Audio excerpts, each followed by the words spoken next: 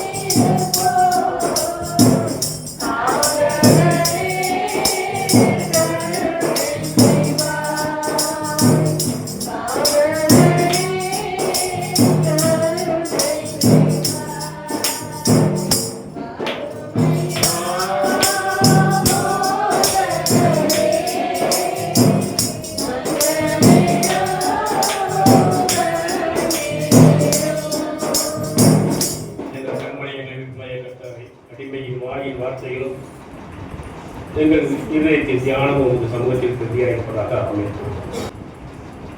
வீட்டு ஆண்டவுடன்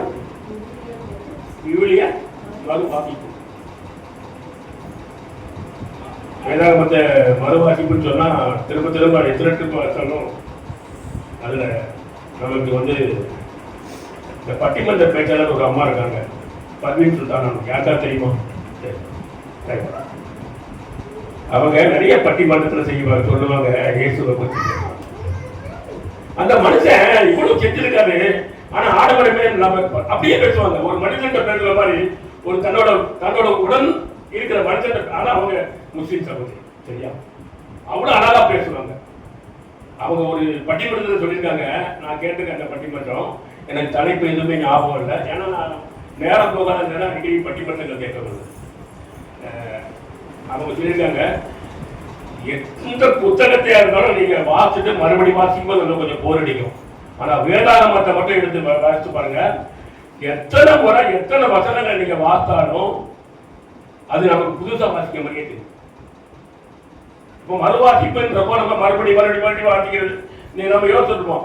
ஐயோ இன்னைக்கு நம்ம வேத வாசிக்க உட்காருவோம். அப்போ இப்ப திருப்பும் போது சங்கீதம் 23 வரும்.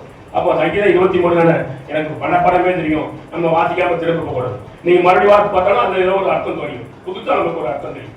திரும்ப மறு வாசிப்புன்றது அதுதான். வேதாகமத்தை எப்ப பார்த்தாலும் நம்ம வாசிக்கலாம். டைம் நேர காலமும் கிடையாது. நம்ம எப்பவும் வாசிக்கலாம், அதிகாலை நேரம் வாசிக்கலாம், மத்தியானம் வாசிக்கலாம். நமக்கு வாசிக்க இந்த டிராவல் நம்ம மனப்பான வசனங்களை சொல்லிட்டே போகலாம். இது அவருக்கு நமக்கு கொடுத்த தாளந்து, அவர் நமக்கு கொடுத்த கிருபை. 2 நாள் ஆரம்பத்தில் எடுத்து கொஞ்சம் வேகமாக போயிடுறேன், சரியா? எப்படி ஒரு 35 கிலோ செய்தியை முடிக்கணும்னு நினைச்சிருக்கேன். வெயில் அதிகமாக இருக்கு.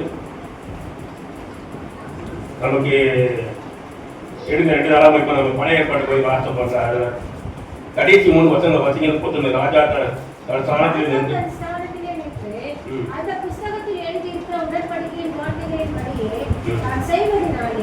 கர்த்தரை பின்பற்றி நடப்பேன் என்றும் தன் முழு இருதயத்தோடும் தன் முழு ஆத்மாவோடும் அவருடைய கற்பனைகளையும் அவருடைய சாட்சிகளையும் அவருடைய கட்டளைகளையும் கைக்கொள்வேன் என்றும் கர்த்தருடைய சன்னதியில் கர்த்தரை பின்பற்றி நடப்பேன் என்றும் அவருடைய சாட்சியை முழுவதுமாக ஏற்றுக்கொள்வேன் என்றும் அவருடைய வழிகளில் நடப்பேன் என்றும் அவரு எனக்கு கொடுக்கிற வழிகளில் மட்டும்தான் நடப்பேன் அப்படின்னு சொல்லி அந்த ராஜா. அதில் திருக்கமான ஆழமா நம்ம சிந்திச்சு பார்க்க வேண்டியது என்ன தெரியுங்களா? அவரு நமக்கு என்ன கொடுக்குறாரு, நாம கொடுக்குறது வேற விஷயம். இந்த நம்ம ஏசப்பா கூட கையை பிடிச்சு போறோம்னு வச்சுக்கிறேன். நாம இப்ப கையை பிடிச்சு போறோம் வச்சுக்க, கை விட்டுருவோம், தடுமாறிடுவோம். ஆனா அவரு நம்ம கையை பிடிச்சாருன்னா ஸ்ட்ராங்கா இருக்கும். புரியுதா? அப்போ அவரோட வழியில நடக்கணும்னா அவர் நமக்கு ஒரு வழியை நியமிச்சு வச்சிருக்காரு. அந்த வழியில நடக்கிறதுக்கு நாம உத்தம உண்மையுமா இருக்கணும்னு சொல்லி இந்த ராஜா சொல்றார். அந்த உடன்படிக்கை பெட்டியில இருக்கிற வசனங்கள் எல்லாம் மறுபடியும் வாசித்து மறுபடியும் போதனை பண்ணி ஆலயத்துல அந்த மக்களுக்கு செஞ்சு இது கொண்டு வர மறுபடி அந்த விஷயங்களை கொண்டு வர. அடுத்த வசனம் வாசிமா. அப்பொழுது எருசலேமிலும் பென்யமீனிலும் காணப்பட்ட யாவரையும் அதற்குட உட்பட பண்ணினான். அப்படியே எருசலேமின் குடிகள் தங்கள் பிதாக்களின் தேவனாகிய அந்த தேவனுடைய உடன்படிக்கைப்படியே செய்தார்கள்.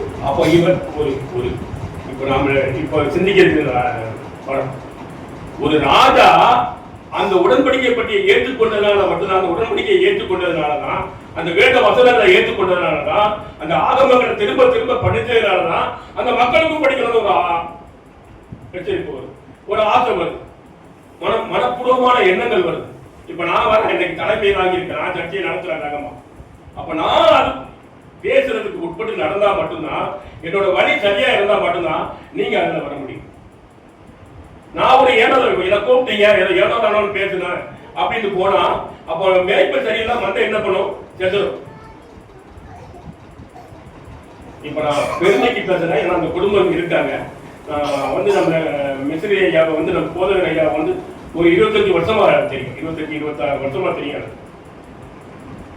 என்னோட லாபம் நஷ்டங்கள் இடையெல்லாம் நிறைய துன்பங்கள் வரும்போதுன்னா என் கூட இருந்தவர் அவர். என் கூட எத்தனையோ பேர் அப்படியே கம்பெனிக்குள்ள இருக்கும்போது கூட என்னோட மக விஷயங்கள்ல எனக்கு நான் ரொம்ப வேதனைப்படும் போது என்ன காலையில வந்து பார்ப்பாரு, சாயந்தரம் வந்து பார்ப்பாரு, ப்ரேயர் பண்ணுவாரு, ஐயா இப்படி பண்ணுங்கன்னு ஆலோசனை சொல்லுவாரு. அதே மாதிரி என் கூட இருந்து அவருக்கு ஒரு வழிகாட்டார்.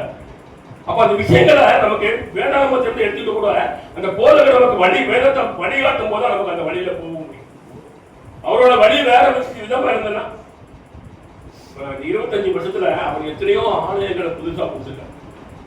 இந்த நம்ம அந்த பேர் டிபிஎஸ் கம்பெனிக்கு அந்த ஆலயத்தை உருவாக்குறதுலாம் பட்ட கஷ்டம் இருக்கு பாருங்க. அந்த என்னை கொண்டு வந்து காமிச்சாரு. நான் ஒரு புதன்கிழமை சாயந்தரம் அந்த கிழமை மட்டும் தான் ஞாபகம் இருக்கு. அந்த மழை காலம் ஒரு மாதிரி பார்த்தா தண்ணி சேரு தகுதியுமா கல்லுமா கிடந்தது. இதுல ஆலயத்தை கொண்டு போகணும்னு நினைக்கிறாரு. இவருக்கு என்ன பைத்தியமா பிடிச்சு போச்சு இந்த மனுஷனுக்கு. ஆனா அவர்கிட்ட நான் சொல்லல, பைத்தியம் பிடிச்சு போச்சு, நம்ம இங்கே போனோம்னா அதுக்கு அதை ஒரு வாடகை வீட்டை பார்த்து ஆலயத்தை நடத்தணுமே அப்படின்னு யோசிச்சு நான் சொல்லல. அவரோட இன்ட்ரெஸ்ட் நம்ம அப்போ அவர் என்கிட்ட நிறைய விஷயங்களை பேசுறாரு. அப்போ ஆர்டர் கண்டிப்பா நடத்துவார்.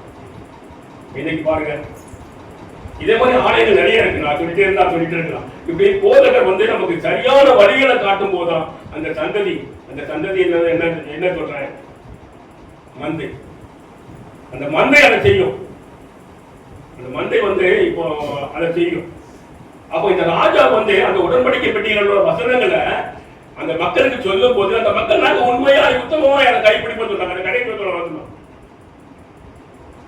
யோசியா இஸ்ரவேல் புத்திரருடைய தேசங்கள் எங்கும் உண்டான அருவருப்புகளை எல்லாம் அகற்றி இஸ்ரவேலிலே காணப்பட்டவர்களை எல்லாம் தங்கள் தேவனாகிய கர்த்தரை சேவிக்கும்படி செய்தான்.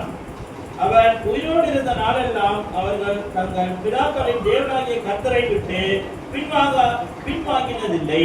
ஆமென், ஆமென். அருவருப்பான காரியங்கள்லாம் உடனே எடுத்துப்பட்டார். இப்ப வேதத்தை வாசிக்கிறதுக்கு அவரோட வசனங்களை கைப்பிடிக்கும் போது இவங்க முயற்சி அருவருப்பான காரியங்களை விடணும் என்னது. ஆனா கர்த்தர் என்ன பண்றாரு, அந்த காரியங்கள்லாம் எடுத்து போடுறாரு. அப்ப நான் கர்த்தருக்கு பின்னாக நடக்கும் போது, கர்த்தரோட நம்ம இருக்கும்போது நமக்கு தெரியாம நமக்கு அருவருப்பான விஷயங்கள் நமக்கு இருந்து உங்கள் நீதிமான் அப்படின்னு சொல்லி யாரையும் சொல்லல. வேதாத்துல நிறைய விஷயங்கள் அதை பத்தி பேசலாம். ஆனாலும் நமக்கு அந்த விஷயங்களை நாம அவர் கூட பயணிக்கும் போது இல்ல அவர் கூட நம்ம போகும்போது அவர் அந்த விஷயங்களை அவரே எடுத்து கொண்டு வல்லவரார். அதுக்குரிய காரணகர்த்தங்களை அவர் இப்போ என்ன ஒரு சில விஷயங்களை அவர் கஷ்டத்துல அனுபவிக்க சொன்னாலும் இப்ப பாருங்க நான் ஃப்ரீயா இருக்கு. முன்னாடி நான் வரும்போது இவ்வளவு பேசும்போது எனக்கு இருமல் வந்துட்டே இருக்கும். கவனிச்சிருக்கீங்களா? இருமல் தண்ணி குடிச்சிட்டே இருப்பேன். சுடுதண்ணி வேணுமோ அப்படிப்பேன், கொஞ்சம் டல்லாவே இருப்பேன். ஆனா இவ்வளவு தெளிவா என்னோட செய்திகளை நான் கொடுத்ததில்லை. இந்த மாதிரி வாய்ஸ் எனக்கு அப்படி தொடர்ந்து வந்தது. அப்புறம் ஒரு திட்டம் வச்சிருப்பாரு, உனக்கு இதுதான் சரி. ஆனா உடம்பு உனக்கு நீ மாமிசம் தானே, அது உனக்கு கஷ்டமா தெரியும். நீ மாமிசம் தான், அது உனக்கு கஷ்டமா தான் தெரியும். ஆவியானவர் நான் நடத்த உனக்கு ஒரு திட்டம் வச்சிருப்பேன். நைட்டெல்லாம் ரொம்ப அதிகமா இருமல் வரும் கம்பெனியில் இருக்கும்போது. இப்ப நைட்டு இருமலே கிடையாது. சுத்தமாக தூங்குறேன். ஒரு 5-6 மணி நேரம் கண்டினியூவா தூங்கிடுவேன். முன்னாடிலாம் 2 மணி நேரம் தூங்குறதே பெரிய விஷயம். கரெக்டா அதுக்கு ஒரு திட்டம் வச்சிருப்பாங்க. உனக்கு இது வயசாயிடுச்சு, இதுதான் திட்டம் அப்படின்னு சொல்லிட்டு. ஆனா அதுல நடத்தும் போதே அது சரியான கஷ்டமான காலங்கள் இருக்கு. அது இல்லைன்னு சொல்ல. கர்த்தர் திட்டம் வச்சிருப்பார். அந்த உடன்படிக்கையான வசனங்களை கை கொள்ளும் போது, அந்த ராஜா கை கொள்ளும் போது ஒரு திட்டத்தை வச்சிருப்பார். அந்த அருவருப்பான காரியங்களை அவரே நம்ம விட்டு நீங்க விடுவார். அந்த கடைசி லைனை படிங்க. அவர்கள் என்ன தங்கள் பின்வாங்கவும் இல்லை. பிதாக்களின் தேவனாகிய கர்த்தரை விட்டு அவங்க பின்வாங்குவதும் இல்லைன்னு சொல்லியிருக்காங்க. பேச சொல்ற ஜனங்களை ஒரு ராஜாவை மட்டும் சொல்லல, ஒரு ஜனம் ஒரே ஒரு மனுஷனை மட்டும் சொல்லல, இல்ல ஒரு குடும்பத்தாரை மட்டும் சொல்ல, உள்ள ஒரு வம்சத்தை மட்டும் சொல்ல, இல்ல ஒரு கிராமத்து ஜனங்களை மட்டும் சொல்ல. அந்த ராஜா எந்த அரசாண்டாரோ அவங்க முழுவதும் பின்வாங்கினது இல்லை. பின்வாங்கி இருந்ததுன்னு சொல்ல உடனே வேதத்துல நிறையவங்க நம்ம கண் முன்னாடி வருவாங்க. யோசேப்பு வருவாரு, தாவீது வருவாரு, நிறைய பேர் வருவாரு. நம்ம பேசிட்டே இருக்கலாம். இப்போ ரெண்டு எக்ஸாம்பிள் சொல்ல நம்ம தானியல்ல 2 பேர், சாத்ராக் மேஷாக் ஆபேத்நேகோ தானியேல். அப்படித்தானே? தானியேல் திருப்புங்க 3ஆம் அதிகாரம் திருப்புங்க 17-18 படிங்க, படிங்க.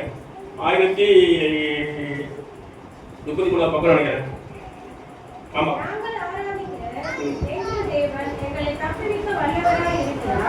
அவர் எரிகிற அக்கினி சுடரிக்கும் ராஜாவாகிய உம்முடைய கைக்கும் நீங்களாக விடுவிக்காமல் போனாலும் நாங்கள் உம்முடைய தேவர்களுக்கு ஆராதனை செய்வதும் இல்லை, நீர் நிறுத்திட பொற்சிலையை பணித்துக் கொள்வதும் இல்லை. உம்முடைய தேவனை நாங்கள் ஆராதிப்பதும் இல்லை, நீர் அந்த பொற்சிலையை நாங்கள் வணங்குவதும் இல்லை.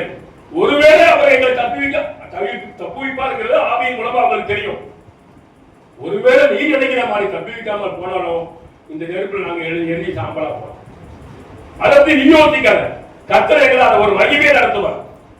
அந்த மகிமையை கண்ணுக்கு அவங்க பின்வாங்க மாட்டாங்க. அந்த விஷயத்துல இருந்து ரொம்ப தெளிவா சொல்லுவாங்க.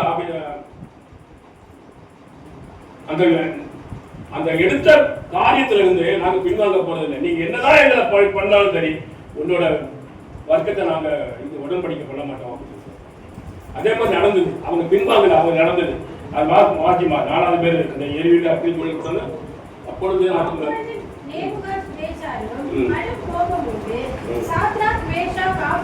என்பவர்களுக்கு விரோதமாய் அவனுடைய முகம் வேறுபட்டது. சூளையை சாதாரணமாய் சூடாக்குவதை பார்க்கிறோம் 7 மடங்கு அதிகமாய் சூடாக்கும்படி உத்தரவு கொடுத்து சாத்ராக் மேஷாக் ஆபேத்நேகோ என்பவர்களை எரிகிற அக்கினி சூளையிலே போடுவதற்கு அவர்களை கட்டும்படி தன் ராணுவத்தில் பலசாலிகளாகிய புருஷருக்கு கட்டளையிட்டார். அந்த கொண்டு போன புருஷர் என்ன பண்ணுச்சு? அக்கினி பற்றி கொண்டு. ஆனா இவங்களை பண்ணல. அப்ப 24வது வருஷம் அப்பொழுது அவருக்கு பயம் உண்டாயிடுச்சு. நடக்கிற விஷயத்தில் ஒரு பெரிய ராஜா நாம நடத்தோம், இந்த 3 பேரையும் வந்து சுட்டு கொண்டுட்டோம், சுட்டரிக்க வச்சுட்டோம், நெருப்பு கொப்பு கொடுத்துட்டோம், இவங்க சாம்பளத்தை நம்ம அள்ள போறோம், நம்ம கொக்கரிக்க போறோம். அந்த சாத்தா ஒரு சில நேரங்களில் நினைப்பான், நான் உன்னை ஜெயிச்சுட்டேன் பாரு, நீ வணங்குற தெய்வத்தை நீ மறுதளிக்கிறவன், நான் உன்னை ஜெயிச்சுட்டேன் பாரு. சாத்தா ஒரு சில நேரம் கொக்கரிப்பான். ஆனா மறுநாள் காலையில அடுத்த நிமிஷம் நம்ம பார்த்தா அந்த சாத்தா அப்படியே எங்க இருக்காருன்னு நம்ம தெரியாது. சாத்தான்னா அந்த விஷயம், அந்த பாயிண்ட், நம்ம கஷ்டத்தை கொடுத்த பாயிண்ட் நமக்கு நம்மளை விட்டு விலகி போயிடும். தொடர்ந்து படிக்கலாம்.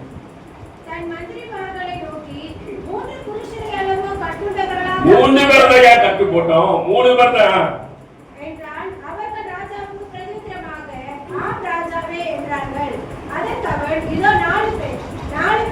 விடுதலையாய் அக்கினி நடுவிலே உலாவுகிறதை காண்கிறேன். அவர்களுக்கு ஒரு சேதமும் இல்லை. 4ஆம் நாளின் சாயல் தேவபுத்திரனுக்கு ஒப்பா இருந்தது. ஆமென். நாம எத்தனை நெருப்புகளை அக்கினிகளை கடந்தாலும் விடுவிக்கிற வல்லவர் நம்ம கூட இருக்கிறார். பார்வைக்கு தெரியும். அவன் வெட்டுட்டான், அவன் அக்கினியில விழுந்துட்டான், அவன் கடல்ல விழுந்துட்டான், அவன் தத்தளிக்கிறான், அவன் நாசமா போயிடுவான் அப்படின்னு பார்வைக்கு தெரியும் எதிராளிகளுக்கு. ஆனா 4ஆம் அவர் தேவ குமாரனுக்கு ஒப்பானவர் நம்ம கூட உலா வந்துட்டே இருப்பாரு. நான் வண்டியில போறேன்னா என் கூட அவர் வந்துட்டே இருப்பாரு. என் பின்னாடி சீட்ல முன்னாடி உட்காந்துட்டே இருப்பாரு. என் மகனுக்கு அது ஒண்ணும் ஆகக்கூடாது. அப்படி ஆயிடுச்சுன்னா அவன் ஊழி செஞ்சதெல்லாம் பொய்யாயிடுமே. அது கர்த்தருக்கு தெரியும். ஆனா அதுக்கு பின்னாடி வாத்து பாத்தீங்கன்னா அந்த ராஜாவுக்கு பயமே உண்டாயிடும். நம்ம வாசிலே இருந்தா டைம் பத்தாது. பயந்து இந்த இந்த தேவனை தான் நீங்க கைப்பற்றணும்னு சொல்லி அதே மாதிரி தானே ஆதாரியாருக்கு திருப்புங்க கடகடன்னு வாக்கு கொடுத்துலாம். 20வது வசனம் 20, 21, 22 படிக்கும். ராஜா தெபீம் கிட்ட வந்தபொழுது துயர சத்தமாய் தானியேலை கூப்பிட்டு, தானியேலே, ஜீவனுள்ள தேவனுடைய தாசனே, நீ இடைவிடாமல் ஆராதிக்கிற உன் தேவன் உன்னை சிங்கங்களுக்கு தப்புவிக்க வல்லவராய் இருந்தாரா என்று தானியேலை கேட்டார். அப்பொழுது தானியேல், ராஜாவே, நீ என்று வாழ்க, சிங்கங்கள் என்னை சேதப்படுத்தாதபடிக்கு தேவன் தம்முடைய தூதரை அனுப்பி அவைகளின் வாயை கட்டி போன்றார். அது என்னவென்றால், அவருக்கு முன்பாக நான் குற்றமற்றவனாய் காணப்பட்டேன். அவருக்கு முன்பாக நான் குற்றமற்றவனாய் காணப்பட்டேன். யாருக்கு முன்பாக? கர்த்தருக்கு முன்பாக. மனுஷனுக்கு முன்பாக சொல்லி வேதத்துல சொல்லவே இல்லை. இல்ல ஏதோ ஒரு ராஜாவுக்கு ஏதோ ஒரு மந்திரவாதிக்கு ஏதோ ஒரு பெரிய சொல்லவே இல்லை. கர்த்தருக்கு முன்பாக குற்றமற்றவனாய் காணப்பட்டேன். சிங்கத்தோட ஜெபிக்கல போட்டாங்க, கொண்டு போனவங்களை பச்சிட்டதுக்கு சிங்கம். ஆனா இவரை ஒண்ணுமே பண்ணல. ஆனா அந்த ராஜா பின்னாடி நீங்க வாசிச்சு பாத்தீங்கன்னா ஒரு கட்டளை கொடுப்பாரு, இந்த தேசத்துல இந்த தேவனை தவிர நீங்க யாரும் வணங்க கூடாது, எந்த தெய்வத்தையும் நீங்க வணங்க கூடாது சொல்லி கட்டளை கொடுப்பாரு. இதுதான் எங்க ஊழியம். இதுதான் பின்வாங்காத அமேன், பின்வாங்காத ஊழியம். கர்த்தர் தேசத்தை நம்ம கொடுப்பார். அது நாளாகும். ஐயோ ஆண்டவரே, நாங்க இத்தனை வருஷம் இப்படி கஷ்டப்படுறோமே, எங்களுக்கு வந்து ஆத்மா கொடுக்க மாட்டேங்கிறீங்க, ரெண்டு ஃபேமிலியை கொடுக்க மாட்டேங்கிறீங்க அப்படின்னு சொல்லி நம்ம மனசுல தனியா நமக்கு யோசிக்க சொல்லும். ஆனா ஆண்டவர் அவங்க ஒரு திட்டத்தை வச்சிருப்பார். நம்ம கூட இருக்கிறார், அவர் பெரியவர், அவர் வல்லமை உள்ளவர். நம்ம மறுதளிக்காம நம்ம அந்த ஊழியத்தை செய்யறதுனால இப்போ சொல்றேன்னு குடும்ப இதா நினைக்க மாட்டான், பெருமையா பேசுறேன். இது நம்ம போத குடும்பம் இப்போ நிறைய வருஷமா இங்க நடத்துறாங்க. எனக்கு ஒரு நான் தெரிஞ்சு ஒரு 10 வருஷமா இங்க நடத்துதானமா. எத்தனை வருஷம் சிஸ்டர்? 8 வருஷம் இல்ல அதிகம் இருக்கும். இல்ல 8 12 வருஷம் இருக்கும். ஏன்னா நம்ம சிஸ்டர் வீட்டில் கூட வச்சு நம்ம ஆராதனை நடத்துவோம் முன்னாடி. ஆமா ஆமா ஞாபகம் இருக்கா? அது கிட்டத்தட்ட 10-12 வருஷம் இருக்க மாட்டோம். நம்ம நினைச்சா ஒரு பெரிய ஆலயங்களுக்கு போறோம் இல்லையா? போக முடியாம இருக்கா? நம்ம போகலாம். பெரிய ஆலயம் ஒரு 600-700 சபை இருக்க குடும்பம் இருக்க சபைக்கு போகலாம். ஆனா ஆண்டவர் நமக்கு ஒரு திட்டம் வச்சிருக்காரு. நீ சிறு மந்ததான், ஆனா நான் ஒரு பெரிய மந்தாமே. நீ என்ன மறுதலியாம என்ன அவமதிக்காம இருக்கும் போது உனக்கு அந்த இதை நான் உனக்கு ஒரு சக்தியை கொடுப்பேன். உன்னோட மந்தையை நான் பெரிய செழித்து ஓங்கி வைக்கும் வளர வைப்பேன் அப்படின்னு சொல்றேன். அம்மே அப்போ நம்ம இந்த ராஜாட்ட சொன்ன பின்வாங்குவது இல்லை அப்படின்னு சொல்லி அதுல நம்ம 2 நாள் நம்ம பின்வாங்கக்கூடாது. அதுதான் நமக்கு ஒரு ஆழமான சத்தியம். ஊழியர்களை வேதாகமத்தை நம்ம மறுவாசிப்பு இல்லை, எத்தனை போய் வாசித்தாலும் அந்த வசனங்களுக்கு நம்ம பின்வாங்கக்கூடாது. ஐயோ நம்ம வேத வாசிக்கணும்னு சொல்லி நம்ம முற்பிதாக்கள் நமக்கு சொல்லியிருக்காங்க, நமக்கு ஜோம் பண்ணணும்னு சொல்லி நம்ம முற்பிதாக்கள் நமக்கு சொல்லியிருக்காங்க. நம்ம வீட்டுல அப்பா அம்மா சொல்றாங்க, துன்புறுத்துறாங்க, அதுக்காக வேதத்தை தூக்கி பிரிச்சு வச்சிருக்க ஜனங்கள் நிறைய இருக்காங்க. நான் உங்களை யாரையும் குறிப்பா சொல்லல அப்படின்னு தான் என்ன நினைச்சிக்கிறேன். ஆனா இன்னும் நிறைய பேருக்கு என்ன பண்ண தெரியுமா? இந்த வேதத்தை படிச்சு எடுத்தாலே 2 வசனம் படிச்சு தூக்கம் வந்து தூக்கிடுவாங்க. அப்படியே வேதம் பிரிச்சே இருக்கும், தூக்கம் வந்து. இதெல்லாம் வேத வாசிக்கும்.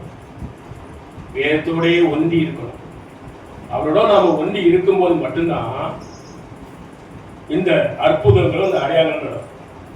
இப்ப அப்போஸ்தலர் திருப்புங்க. அப்போஸ்தலர் 8ஆம் அதிகாரமா 7ஆம் அதிகாரமா?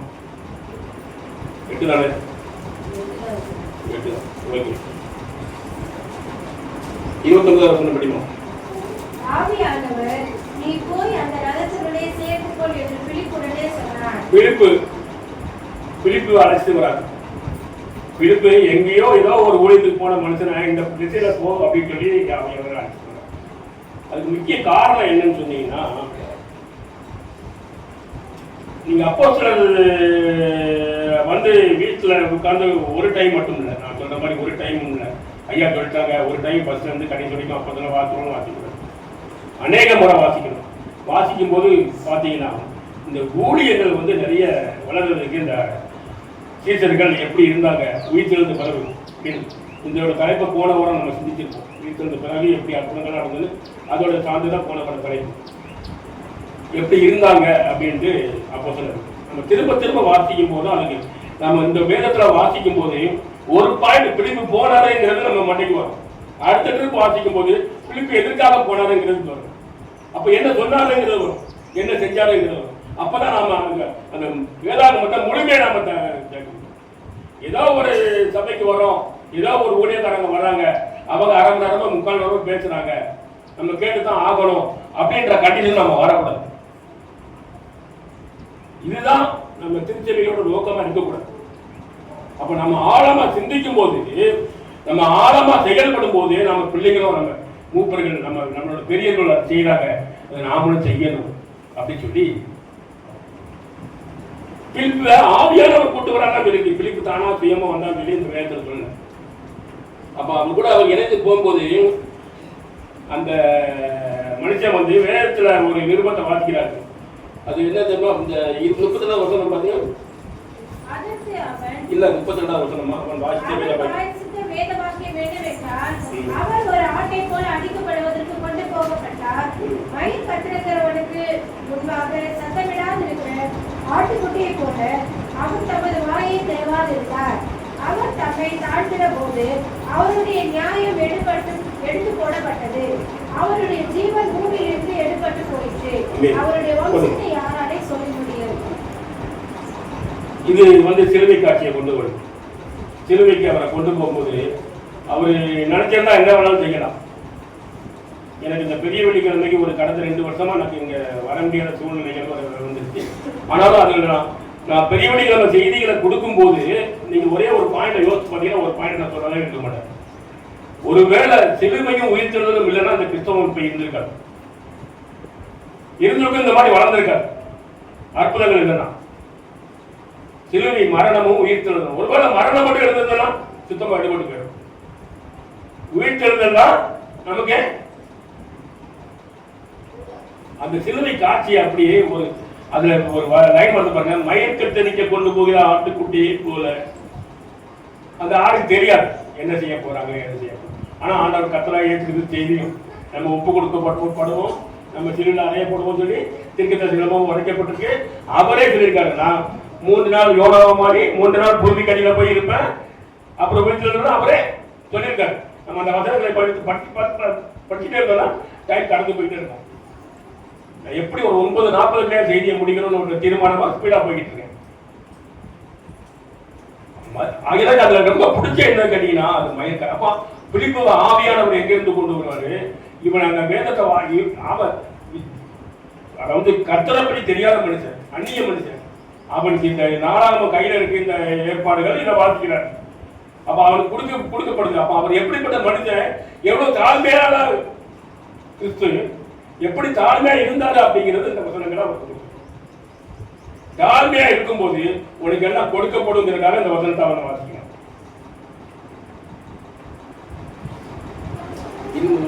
35வது வசனம் படிமான பொழுது குறித்து இதே பகுதி வந்து எஸ்ஐயா 53 இருக்கு. சரியா? திருப்பி நம்ம கொடுத்துருக்கு, நீங்க வீட்டுல படிச்சு பாருங்க. படிமா 53வது. அப்பொழுது பிலிப்பு பேசத் தொடங்கி இந்த வேத வாக்கியத்தை முன்னிட்டு இயேசு ஒரு வேசியை குறித்து அவனுக்கு பிரசங்கித்தார். பிலிப்ப கர்த்தருக்கு ஆவியானவர் சொல்றாரு, நீ அவன் கூட போய் நடந்து போ, அவன் கூட போய் இருந்துக்கன்னு சொல்றாரு.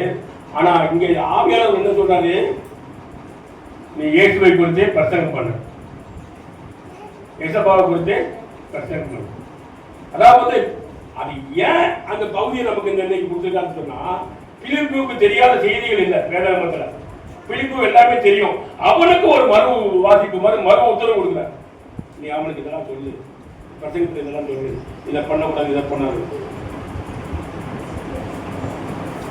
37, 38 வாசிப்போம். அதற்கு பிலிப்பு நீர் முழு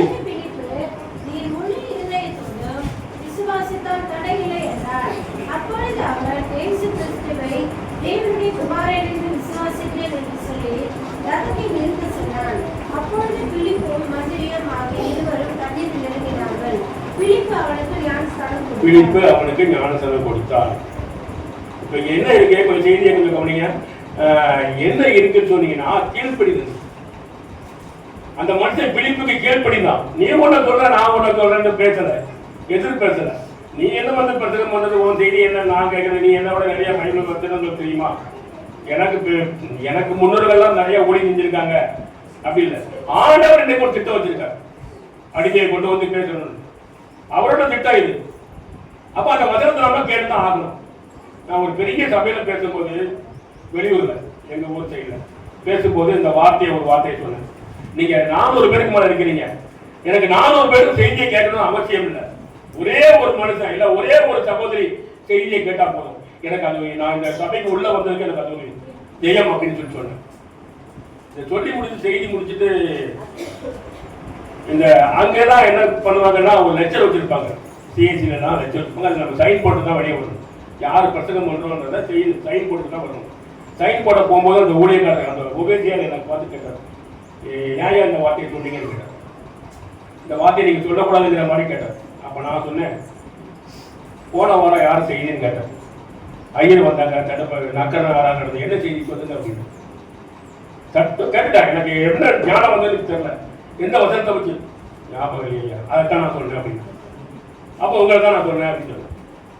அதைத்தான் நான் சொன்னேன், உங்களை தான் சொன்னேன் அப்படின்னு சொன்னேன். அவருக்கு அதுக்கப்புறம் என்ன பேசணும்னு தெரியல. ஆனா அந்த செய்தியானது எங்க இருந்து எப்படி வருதுன்னு தெரியாது. பிழைப்பு மூலமா வருது, அவர் ஏற்றுக்கொண்டாத மனுஷன் கீழ்படிஞ்சான். அவனே ஞானசானா தண்ணீர் கேட்க தடை இல்லையா அப்படின்னு அவர் கேட்காரு. அது முந்தின வருஷத்துல நம்ம பிள்ளைட்டார், தடை இல்லை உனக்கு ஞானசானம் எடுத்துக்க அப்படின்னு சொல்லி இப்படித்தான் ஊழியம் வளர்ந்தது. அதே இது அப்போ 2:40-41 பார்த்தீங்கன்னா 2:40-41 பார்த்தீங்கன்னா இன்னும் அநேக வார்த்தைகளாலும் சாட்சி கூறி மாறுபாடுள்ள இந்த சந்ததியை விட்டு விலகி உங்களை ரட்சித்துக் கொள்ளுங்கள், மாறுபாடான இந்த சந்ததியை விட்டு விலகி உங்களை ரட்சித்துக் கொள்ளுங்கள் என்று புத்தி சொன்னான். அவருடைய வார்த்தையை சந்தோஷமாய் ஏற்றுக்கொண்டவர்கள் ஞானஸ்நானம் பெற்றார்கள். அன்றைய தினம் ஏறக்குறைய 3000 பேர் சேர்த்துக் கொள்ளப்பட்டார்கள். ஆமென். பாருங்க, ஏசப்பா வீட்டிலிருந்து அடுத்த ஒரு பெரிய அற்புதம். அவங்களை எங்க இருந்து கொண்டு வராரு? ஒரு மாறுபாடான சந்ததி, ஒரு தீர்க்கமான சந்ததி. அதாவது அடுத்த ஒரு ஜாதிகளுக்குள்ள ஒரு வெறி பிடிச்சவங்க இருந்து அந்த மதத்துல ரொம்ப போராடுறவங்க இருந்துட்டு அந்த பிள்ளைக்குனிய வைக்கிறவங்க இருந்து பிரித்து எடுத்து கொண்டு வந்து அந்த 3000 பேரை ஞானஸ்நானம் பெரிய தொகை தான் இது. 3000 பேருன்றப்ப ஒரே ஞானஸ்நானம் ஒரு மனுஷன் ஞானஸ்நானம் கொடுக்குறாங்கன்னா, நான் ஒரு சபைக்கு போயிருந்தாங்க, எதையும் குறை சொல்றேன்னு நினைக்க வேண்டாம். அந்த போதகர்கிட்ட கேட்டேன், ஐயா இன்னைக்கு செய்தி எனக்கு கொஞ்சம் டயர்டா இருக்கு, நீங்க கொடுக்கல அப்படின்னு. ஐயா எனக்கும் டயர்டா இருக்கா, 2 ஞானஸ்நானம் அவர் இருக்கு, நான் கொடுக்கணும், ஐயா எப்படியா இருந்தாலும் முடியும் அப்படின்னா. இப்படி நம்ம சோர்ந்து போறோம். நானும் சோர்ந்து போறேங்கிறத சொல்றேன், நான் போதகர் மட்டும் சொல்றேன், நம்ம சோர்ந்து போறோம். ஆனா அங்க 3000 பேருக்கு ஒரு மனுஷன் எவ்வளவு பெரிய எவ்வளவு பெரிய அற்புதம் பாருங்க. வேதாகமத்தை திரும்ப திரும்ப இந்த ஞானஸ்நானம் வந்துட்டே இருக்கும். திரும்ப திரும்ப ஞானஸ்நானம், ரட்சிப்பு, கிருபை, அன்பு, சமாதானம் எல்லாம் வந்துட்டே இருக்கும். நமக்கு ஒரு இந்த ட்ரிப் இந்த செய்தியை நான் இப்படி கொடுத்தேன்னா இதே வசனத்தை வச்சுட்டு அடுத்த வாரம் வர ஊழியக்காரர் வேற விதமா கொடுப்பாங்க. அப்போ இந்த வேதம்ங்கிறது அல்ல குறையாத பொக்கிஷம். அதான் மறு வாசிப்பு அல்லது மறு இதுன்னு சொல்லிட்டு தலைப்புல இது அதாவது நம்ம கிறிஸ்துவோட இருக்க கிறிஸ்துவோட நெருங்க அவர் நம்மோட இருக்க ஒரு பெரிய பொக்கிஷம். அந்த தைரியம் அவரு நான் ஜனவரியில் எனக்கு பிள்ளைங்க கூட இருக்கும்போது என் பிள்ளைங்க ஒரு வார்த்தை சொன்னாங்க, அந்த உடம்பு சரியில்லாம இருக்கும்போது ஊர்ல, அப்பா நீங்க இந்த மாசம்லாம் செய்திக்கு நீங்க போகல, அதான் உங்களுக்கு ஒரு மாதிரி இருக்கு நினைக்கிறேன் அப்படின்னு சொல்லுவாங்க. அது உண்மைதான் அப்படின்னு சொல்லுவேன். அப்போ அந்த எனக்கு அந்த சோர்வுகள் மனசுல இருந்துச்சு. ஆனா நான் அதை ஆவியார் மூலமா ஜெயிச்சேன்னு சொல்லி நான் பெருமை பாராட்டணும். ஒருவேளை நான் பின்வாங்கி இருந்தா ஆலயத்துக்கு போக மாட்டேன், சர்ச்சைக்கு போக மாட்டேன், ஒன்றும் போக மாட்டேன் செய்தி. ஆனாலும் எனக்கு முடிஞ்ச சபைகள்ல முடிஞ்ச விதமா நான் செய்தி கொடுத்தேன். அப்ப அந்த ஞானஸ்நானம் கொடுக்கறதுக்கு தடை இல்லைன்றப்போ நாம அந்த ஊழியத்தை கண்டிப்பா செஞ்சுட்டே இருக்கணும். ஆனா நம்ம சபையை கொடுத்து அதை சொல்ல வேண்டிய அவசியம் இல்லை. எல்லாரும் எல்லா விதமும் ஏதாவது ஒரு விதத்தை நம்ம சபையை ஊழியம் செஞ்சிருக்கோம். அது எனக்கு தெரியும். இப்பெல்லாம் நீங்க நாளைக்கு விபிஎஸ்னா அந்த பிள்ளைங்க இன்னைக்கு இருந்து படுற கஷ்டங்கள்லாம் நான் நேரடியா பார்த்து தெரிஞ்சிருக்கேன். அதுக்கு சப்போர்ட் பண்றது நீங்க, சபை மக்கள் சப்போர்ட் பண்றது, இப்பெல்லாம் நிறைய ஆண்களும் சப்போர்ட் பண்றாங்கன்னு சொல்லி கேள்விப்பட்டு ரொம்ப மனம் என்னோட சந்தோஷப்படுறேன். இந்த சபைக்கு ஒரு ஆண் அல்லது 2 பேர் தான் இருப்பாங்க. பின்னாடி லாஸ்ட்ல இருக்கிறவங்க இருக்கிறது. இல்லைன்னா இந்த சகோதரர் ஒருத்தர் அவர் அந்த அம்மாவோட வீட்டுக்காரங்க வருவாங்க. எப்போ இந்த பாப்பா அவர் குட்டி பாப்பாவை பார்த்தா உள்ள வரும்போது எனக்கு அடையாளம் இல்லை. யாரடா புது தான் வந்துருக்காங்களோ அப்படின்னு வேதவாரம் வாங்கி வரும்போது ஓகோ பழைய தலைவராங்க அப்படின்னு யோசித்தேன். இது கர்த்தர் ஆசீர்வதிக்க காட்டுச்சு. இப்போ புதுசா சகோதரர்கள் வராங்க. இது நமக்கு தேவைகளை சந்திக்காது. இப்போ நம்ம அந்த சகோதரர்கள் வந்து எனக்கு ரொம்ப பெரிய ஏதோ ஒரு உதவி செஞ்சு எனக்கு பண்ண போறது. ஆனா ஆலயத்தின் காரியத்தில் தேவைகளை சந்திக்க அவர் வல்லவராக இருக்கிறார். நம்ம பின்வாங்காம ஊழியர் செய்யும் போது ஆலயத்தின் தேவைகளை சந்திக்க அவர் வல்லவராக இருக்கிறார். நீங்க இல்ல, நான் இல்ல. அந்த பிறனை கொடுத்தது யாரு? ஆவியானவர். அந்த பிறனை கொடுத்தாதான் இந்த 3000 பேருக்கு நான் சொல்ல முடியும். இந்த பிறன் கொடுக்காம பிறன் இல்லாம ஒண்ணுமே பண்ண முடியாது இல்லையா? பின்வாங்காம இருக்கணும். நமக்கு அந்த வேதத்தோட அல்லது அவரோட நான் என்ன சொன்னேன், அவரும் நம்ம கையை பிடிச்சிக்கணும், அவரும் நம்ம கொடுக்கணும். நாம அவர் கூட இருக்கிறது பெரிய விஷயம். நாம மாமிசம் மண்ணு. இந்த மாமிசம் இந்த மண்ணு எப்ப வேணாலும் தடுமாறும், எங்க வேணாலும் கீழே விடும், தம்முன்னு நொறுங்கி போயிடும். ஆனா நொறுங்கி போனாலும் சொல்லுவாங்க மண்பானை உடஞ்சு போச்சுன்னா அந்த சேர்த்து வைக்க முடியும். ஆண்டவர் என்று அதை விட பெரிய காரியம்.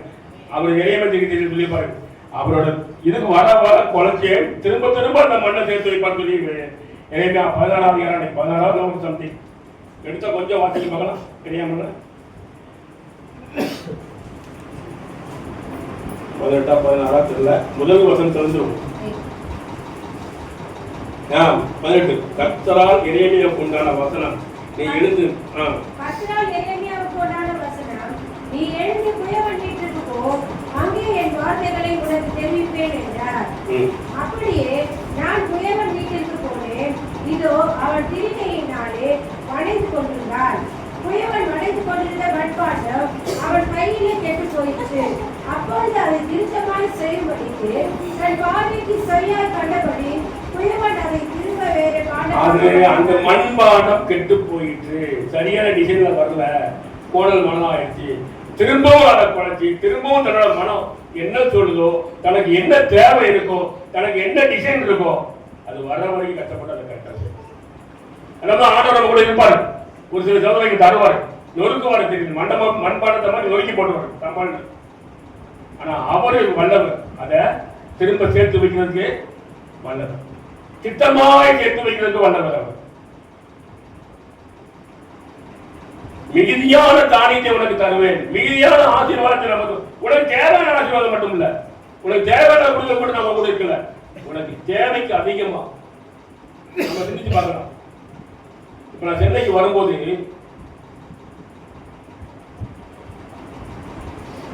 எங்க குடும்பத்துல நாங்க 4 பேரும் கட்டுற துணிதான் மாட்டி கட்டுறதுக்கு ஒரு 4 ட்ரெஸ் இருக்கு. ஆனா என்ன ஆண்டவர் என்ன அபரிதமா ஆசீர்வதிச்சிருக்காரு. ஆனா என் மாமிசனைக்கு சொல்லலாம், என் மாமிச ரீதியான வார்த்தைகள் எனக்கு சொல்லலாம், நீ என்ன ஊழியம் செஞ்ச, உனக்கு இந்த பின்வாங்கிட்டியா அப்படின்ட்டு. உனக்கு பின்மாறுதலான ஆசீர்வாதங்கள் இல்லையே இருக்கும் அப்படின்னு. ஆனா கர்த்தர் எனக்கு ஆசீர்வாதங்கள் ரொம்ப மிகப்பெரிய. அவர் இப்பதான் எனக்கு அந்த ஆசீர்வாதம் எனக்கு வாழ்ந்துட்டு நல்லா வாழ முடியும்.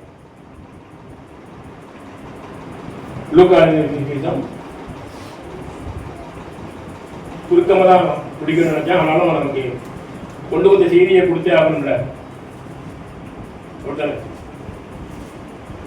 செய்தி குறிப்பெல்லாம் கொண்டு வரல, என்ன இருக்கோ அப்படியே பேசுறேன். ஓகேவா? கொஞ்சம் ஆலயத்துக்கு கொஞ்சம் சீக்கிரம் வரைக்கும் முயற்சி பண்ணுங்க. நான் எவ்வளவோ சொல்லணும்னு நினைச்சேன், சொல்லக்கூடாது, அந்த பாயிண்ட கொண்டு வரக்கூடாது சபையில. கொஞ்சம் சீக்கிரம் அது திரும்ப அரைக்கிறதுக்கு பிடிச்சமா கொஞ்சமாயிரும் அப்படின்னு சொல்லி நினைச்சேன். ஆனாலும் உள்ள பெரிய சந்தோஷம். ஐயா குடும்பம் உள்ள பண்ணிருந்தாங்க. ஃபர்ஸ்ட் எனக்கு முன்னாடியே தான் வந்துருந்தா, எனக்கு முன்னாடி உள்ள வந்தா. ஆமா படிக்குமா 14, 15, 16 வருஷம் படி.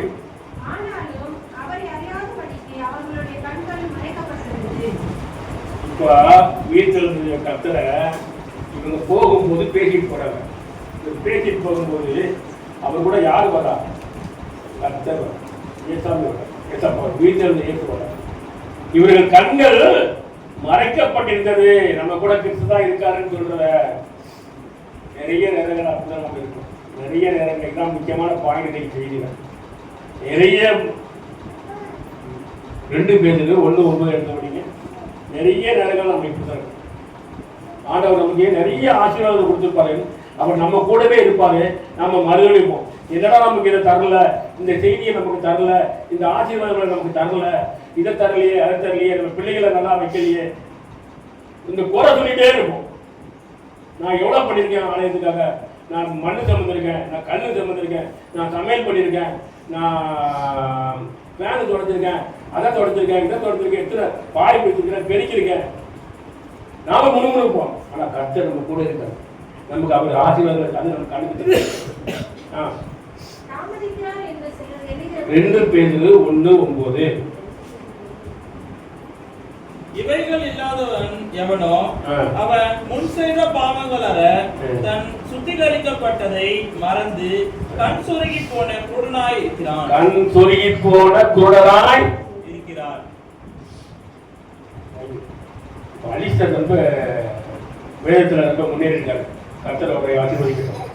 முன்னாடிலாம் கொஞ்சம் அப்படியே லைட்டா தடுமாறுற மாதிரி இருக்கும். ஆனா இப்போ நான் தவறுதலா வாசத்தை கரெக்டாக கண்டுபிடிச்சு கரெக்டாக வாசிக்கிறாங்க. அப்போ கர்த்தர் நிறைய பெரிய காரியங்களை செய்யலாம். சரியா? அது நிமித்தம்னா சொல்லு கூர்ந்தலே பார்த்துருந்தா பாருங்க. கேட்கறதுக்கு அவளுக்கு என்ன பார்த்தா செய்யும் போது எனக்கும் அவளை பார்த்தா செய்யும். அது அந்த சிறுபிள்ளையிலிருந்து அந்த ஐக்கியம் கர்த்தர். ஆனால் அவர் அப்படி பயன்படுத்துறதுக்கு எனக்கு நான் ரொம்ப மகிழ்ச்சி அடைகிறேன். முன்னாடி சங்கீதம் வாசிக்கும் போது கொஞ்சம் தடுமாற மாட்டாரு. வசனத்தை வாசிக்கிட்டு தடுமாற மாட்டாரு.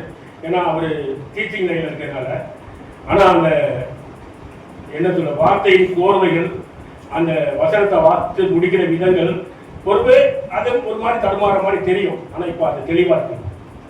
கர்த்தர் அவர் ஆசீர்வதிக்கணும். கண் சொருகி போன குடலால் இருக்கிறோம். இப்போ வாசியமா நீ எப்ப யாரெல்லாம் கண் சொருகி போன அந்த 5லிருந்து வசனம் வாசிமா. 5லிருந்து 2 பேரு 1:5. இப்படி இருக்க நீங்கள் அதிக ஜாக்கிரதை உள்ளவர்களாய் உங்கள் விசுவாசத்தோட தைரியத்தையும், தைரியத்தோட ஞானத்தையும், ஞானத்தோட இச்சையடக்கத்தையும், இச்சையடக்கத்தோட பொறுமையையும், பொறுமையோட தேவபக்தியையும், தேவபக்தியோட சகோதர சிநேகத்தையும், சகோதர சிநேகத்தோட அன்பையும் கூட்டி வழங்குங்கள். இவைகள் உங்களுக்கு உண்டாயிருந்து பெருகினால் உங்களை நம்முடைய கர்த்தராகிய இயேசு கிறிஸ்துவை அறிகிற அறிவிலே வீணரும் கனியற்றவர்களுமாய் இருக்க ஓட்டாது. இவைகள் இருந்தா தேவன் நம்ம கூட இருந்தார். இந்த அன்பு சமாதானம் இவைகள் இல்லாமல் போனவர்கள் கண் செருகி போன. அப்ப இங்க நம்ம லூக்காவோட படிச்ச வேலை கூறி எப்படி இருக்கு? இவங்கெல்லாம் இயேசுவோடு இருந்தவங்க, இவங்கெல்லாம் இயேசுவை பத்தி தெரிஞ்சவங்க. அவரை நம்ம சிறுவில் அறிஞ்சாங்க, அவர் உயிர்த்தல போறாங்கலாம் தெரிஞ்சவங்க, தெரிஞ்சவங்க. ஆனாலும் அவர் கூட போறதா அவங்க அறியாம இருந்தாங்க. 3வது தேர்ட் பர்சன்ட்ட பேசுற மாதிரி பேசுறாங்க. நீங்க என்ன தெரியாத மனுஷனா இருக்கீங்களா அவர்கிட்ட கேட்கிறாங்க. இப்படி ஏசப்பா சிறுவில் அறிஞ்சாங்களே, அவர் உயிர்த்து இருந்துட்டாங்களே, அவர் உடலை காணலன்னு சொல்றாங்களே, அந்த இதெல்லாம் உங்களுக்கு இதெல்லாம் தெரியாதா அப்படின்னு சொல்லிட்டு யார்கிட்ட கேட்கிறாங்க? அப்படிங்கிற கண் சொருகி போன குருடராக இருக்கிறோம். அப்போ நாம் அந்த வேதத்தை அறிந்து, அந்த வேதத்தை தெரிந்து, அந்த வேதத்தை படித்து, அந்த வேதத்தை நம்ம மாண்டையில நல்லா ஞாபகம் வச்சுக்கிட்டு, ஆனா அது அப்படி நடக்கலன்னா நாம எப்படி இருக்கோம்? கண் சொருகி போன குருடராக இருக்கிறோம். சரியா? இப்ப இந்த வசனம் வந்து நம்மளை கொஞ்சம் பாதிக்கும். எப்படி எனக்கும் பண்ணிக்கும். சரியா? அது எப்படி கண் சொருகி போன குருடராக இருக்கேன்? நான் வண்டி தான் இப்போ 40-50 கிலோமீட்டர் ஓட்ட போறேன். வரும்போது வண்டி 2 வீலர் தான் வந்தேன், நான் கண்ணு தெரியாமையா வந்தேன் அப்படின்னு என்னோட மாமிதான் என்கிட்ட பேசணும். ஆவியானவர் சொல்றாரு, இந்த சமாதானம், இந்த அன்பு, இந்த பொறுமை, இந்த நீதி, தயவு இதெல்லாம் இல்லைன்னா நீ என்னது கண் செருகி போன. அப்ப கர்த்தர் ஏசப்பாவை கூட இருக்கிற நீ தெரியல, உனக்கு தெரியல அப்படின்னு சொன்னா மாமி இப்படியே வர்த்தமானங்களை எழுதிட்டு படிச்சுட்டு வரும்போது நீங்க எங்க வீட்டுல தங்குங்க என்னெல்லாம் கட்சியை படிச்சுட்டு வரும்போது கடைசியில ஒரு வசனம் வருதுங்க. ஏன்னா கிட்டத்தட்ட டைமுக்கு கொஞ்சம் தகவல் கொடுக்க முடியல.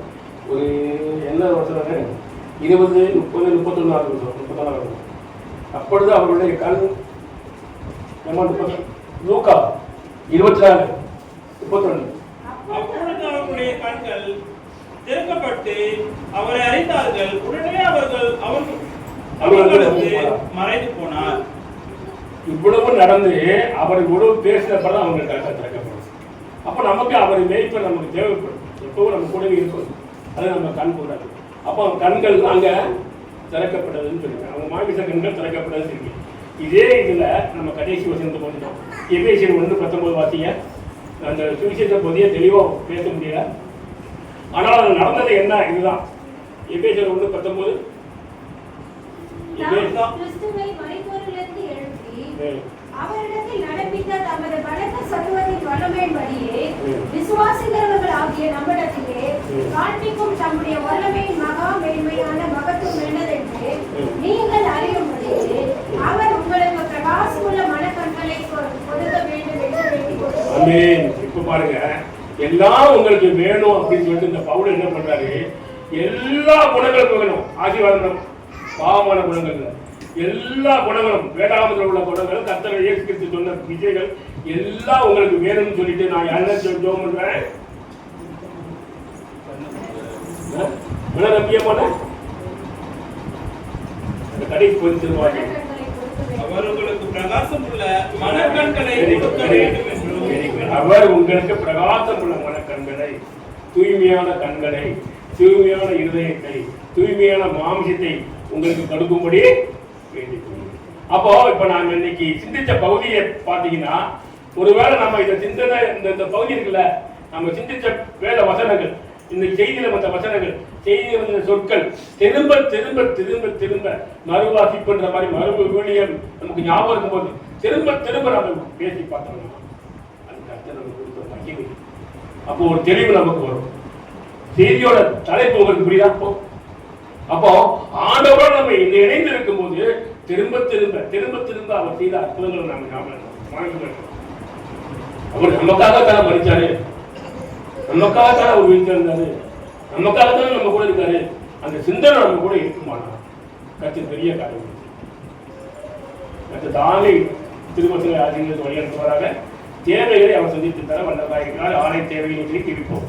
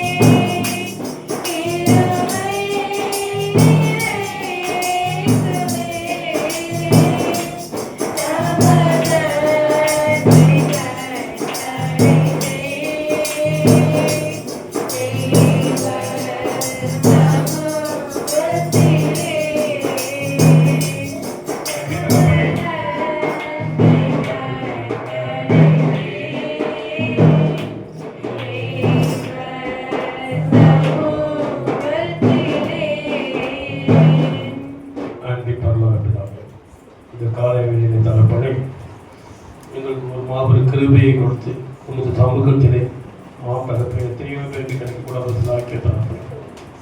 எங்களோடு இருந்தவர்கள், எங்களுக்கு ஒத்தானவர்கள் இன்று மறித்து அடக்கப்பட்டிருக்கிறார்கள் தகப்பனே. எங்களுக்கு ஜீவனை தந்தது மட்டுமல்லாமல் உமது ஊழியத்தில் மகிமையாய் பிரவேசிக்க கொடுத்தது மட்டுமல்லாமல் ஆலயத்தில் வந்து உங்கள் துதிக்க தந்த கிருபைக்காக உங்களுக்கு நன்றி தகப்பனே. ஆராதனையை ஆசீர்வதித்து தந்த கிருபைக்காக உங்களுக்கு நன்றி தகப்பனே. ஆலயத்தின் தேவைகள் உங்களுக்கு தெரியும் தகப்பனே. ஆலயத்தை நீங்கள் ஆசீர்வதித்து வந்திருக்கீங்க தகப்பனே. எங்களுக்கு மீறி எங்களுக்கு ஒரு சமாதானத்தை தந்திருக்கீங்க, ஆசீர்வாதத்தை கொடுத்துருக்கீங்க தகப்பனே. நன்றி தகப்பனே. இன்னும் நிறைய தேவைகள் இருக்கு தகப்பனே, உங்களுக்கு தெரியும். இதை சந்தித்து தகப்பனே. சபை போதவருக்காக ஜெபிக்கிறேன் தகப்பனே. சபை போதவர் குடும்பத்துக்காக ஜெபிக்கிறோம். ஒவ்வொருவரையும் பேர் பேராய் ஆசீர்வதிக்கிறேன் தகப்பனே. ஆலயத்தில் இருக்கும் குடும்பங்களுக்காக ஜெபிக்கிறேன் தகப்பனே. எத்தனையோ தேவைகள், எத்தனையோ மனமுறிவுகள், எத்தனையோ நோய்கள் இருக்கிறது தகப்பனே. அத்தனையும் சந்திக்க தகப்பனே. ஆவியானவர் மூலமாக நீங்கள் சந்திக்க தகப்பனே. வழிநடத்துங்க தகப்பனே. அவர்கள் நேர்மையான பாதையில் உங்கள் ஆலயத்திற்கு வர கிருபை தாங்க தகப்பனே. அடியனை கூட ஆசீர்வதிக்க தகப்பனே. அடியனை பிரயாணத்தில் நீங்கள் கூட இருங்க, வழி நடத்துங்க, பாதுகாத்துக் கொள்ளுங்க. இயேசுவின் மூலம் ஜெபிக்கிறேன் நல்ல தகப்பனே. ஆமென்.